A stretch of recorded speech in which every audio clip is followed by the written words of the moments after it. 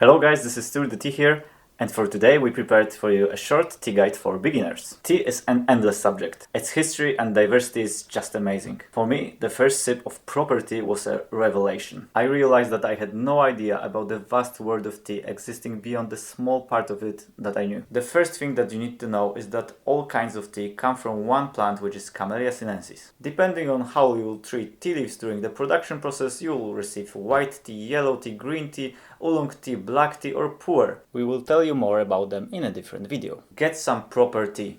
So the first and the most important thing is tea. Unfortunately, the first thing that people associate with tea are tea bags. Of course, tea bags are very convenient and easily accessible, but they also contain very poor quality tea. If you open one, you will see tea dust instead of tea leaves. They may also contain some chemicals and plastic. So we encourage you to buy some loose tea leaves. You can find it in local or online tea stores. Choose something pure, not a tea blend with addings. Let the tea play the first fiddle. You may be a bit confused with the diversity of tea, so our proposal is to buy first of all some classics like Longjing, which is Chinese green tea, Kukicha, Japanese green tea, Hojicha, which is roasted kukicha, some oolong tea like Oriental Beauty or Tie Guanyin, then maybe some raw pu'er or ripe pu'er.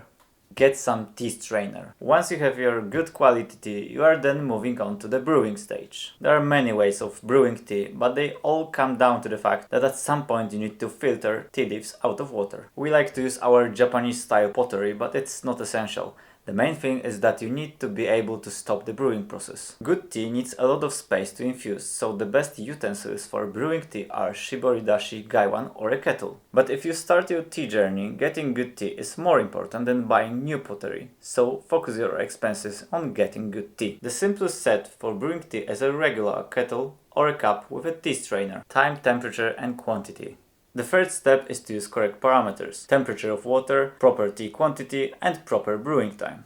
The correct temperature of water is something that most people get wrong. If the temperature is too hot, your tea will become bitter, and this is something that we want to avoid. The same problem happens if you leave your tea leaves in the water for too long. So make sure you don't overbrew your tea.